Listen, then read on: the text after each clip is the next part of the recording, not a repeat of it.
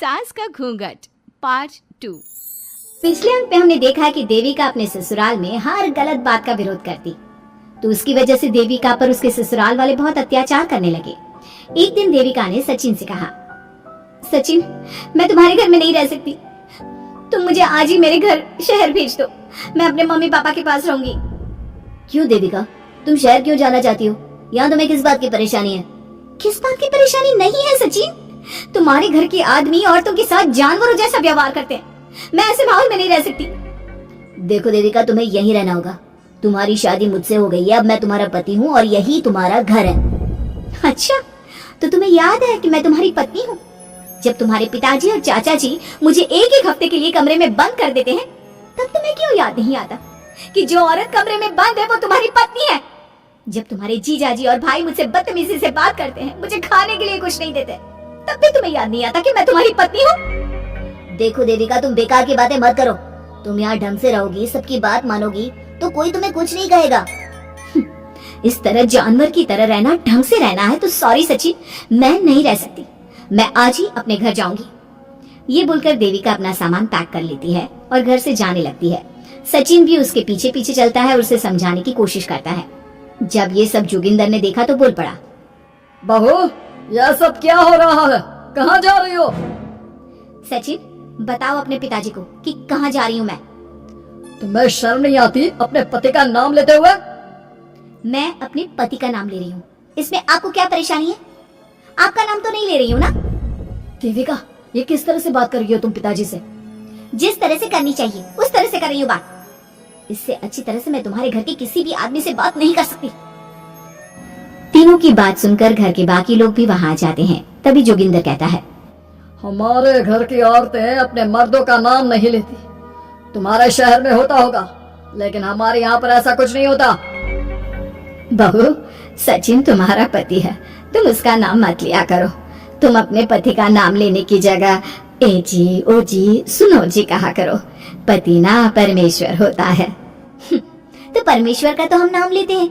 क्यों माँ जी, क्या आप अपने इष्ट देव का नाम नहीं लेती? माँ जी, ये सब इन पुरुषों के बनाए तौर तरीके हैं, औरतों को दबाने के लिए। ये बेशर्म लड़की ऐसा नहीं सुधरेगी, ये हमारे घर की औरतों को भड़का रही है। सचिन, तुम इसे चुप कराओगे या फिर मैं करूं? नहीं नहीं पिताजी, मैं अभी समझा देता हूँ। चलो देविका अंदर, और कितना तमाशा बनाओगी मेरा? सचिन, मैं अंदर नहीं बाहर जाऊंगी, अब मैं यहाँ नहीं रह सकती। देविका की बात सुनकर महेंद्र कहता है, भाई साहब, ये लड़की इस घर से और गांव से बाहर ना जानी चाहिए, नहीं तो हमारे घर और गांव की औरतें भी ऐसी ही हरकतें करेंगी, वो भी मर्दों के खिलाफ बगावत करेंगी। और मैं भी देखती हूँ कि मुझे घर से बाहर जाने से कौन रोकता है। बहू, इनसे बहस करने का कोई फायदा नहीं, तुम अंदर चलो, इस गांव के मर्दों के अंदर बहुत अहंकार भरा हुआ है। देविका किसी की बात नहीं सुनती और अपना सामान उठाकर घर से बाहर जाने लगती है। तभी वहाँ मोहन और कल्याण आते हैं। कल्याण देविका के हाथ में से उसका सूटकेस छीन लेता है और मोहन देविका को जोरदार थप्पड़ मारता है। देविका का सर दीवार में लगता है और वो बेहोश हो जाती है। देविका, देविका तुम ठीक तो? भैया, आपकी हिम्मत कैसे हुई मेरी पत्नी पर हाथ उठाने की? सचिन, तुम जल्दी से देविका भाभी को अंदर कमरे में ले जाओ, मैं अभी वैद्य जी को लेकर आती हूँ। वीना जल्दी से वैद्य जी को लेकर आती है। वैद्य जी थोड़ी देर तक देविका की जांच करते हैं और कहते हैं, मुबारक हो आप सबको, आपकी बहू माँ बनने वाली है। अभी तो मैं आपको दवाई दे देता हूँ, लेकिन आगे इनके इलाज के लिए आपको दाई अम्मा को बुलाना होगा। ये बात सुनकर घर के सभी लोग खुश होते हैं। देविका को जब होश आता है, उसे ये बात पता चलती है तो वो बहुत खुश होती है। वो सबसे कहती है, मैं अपने बच्चे को यहाँ नहीं रख सकती। क्यों बहू, क्या हुआ? अब तुम ये सब बातें मत सोचो, तुम्हें आराम करना चाहिए। नहीं माँ जी, आप नहीं समझ रही, अगर मेरा बेटा हुआ तो इस घर के मर्दों की तरह अहंकारी और औरतों पर जुल्म करने वाला बनेगा, और अगर मेरी बेटी हुई तो वो जानवरों की तरह जुल्म सहने वाली बनेगी, और दोनों ही अनपढ़ रहेंगी। देविका की बात सुनकर घर की सभी औरतों को पहली बार एहसास हुआ कि वो किस अंधकार वाले समाज में जी रही हैं। लेकिन फिर भी घर की सारी औरतें उसे ही समझाती हैं। बहू देखो, तुम्हारी बात सही है, लेकिन तुम इस हालत में सफर नहीं कर सकती। हाँ बहू, तुम यहीं रहो, अपना और अपने बच्चे का ख्याल रखो।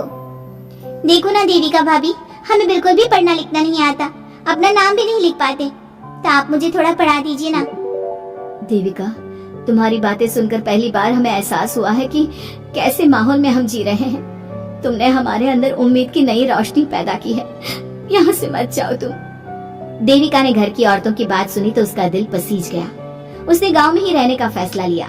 वो अपने घर की औरतों को रोज पढ़ाती, उन्हें अपने अधिकारों के बारे में, देश के बारे में बताती। इसी तरह कई दिन बीत गए और एक दिन सुजाता ने सचिन से कहा, सचिन, देविका की तबीयत ठीक नहीं, तुम जल्दी जाकर दाई अम्मा को बुला लाओ ना। भाभी, दाई अम्मा क्या कर लेंगी? आप किसी डॉक्टर को बुला लो, मेरी तबीयत ठीक नहीं है। देविका, गांव के लोग डॉक्टर पर भरोसा नहीं करते। दाई अम्मा बरसों से ये काम कर रही है, वो तुम्हें ठीक कर देगी। सचिन, तुम्हारे घर वाले अनपढ़ हैं, तुम तो पढ़े लिखे हो ना, देख नहीं रहे मेरी हालत क्या हो रही है। तभी तो बोल रहा हूँ, समय बर्बाद मत करो, मैं अभी आता हूँ। सचिन दाई अम्मा को बुलाकर ले आता है। दाई अम्मा घरेलू नुस्खों से देविका का इलाज तो कर देती है।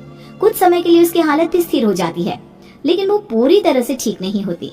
फिर देविका सचिन से कहती है, सचिन, मुझे समझ में नहीं आ रहा तुम मुझे डॉक्टर के पास क्यों नहीं ले जा रहे।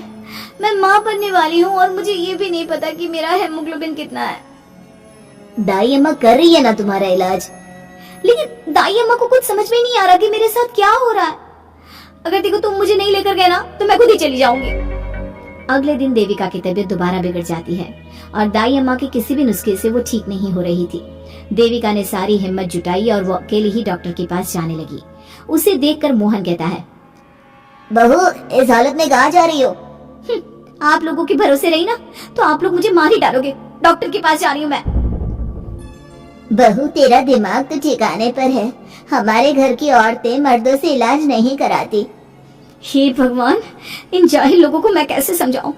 डॉक्टर औरतें भी होती हैं। बहू, तो हमें पागल मत बना, हमने तो कभी कोई महिला डॉक्टर नहीं देखे। तो झूठ बोलकर निकलना चाहती है ना?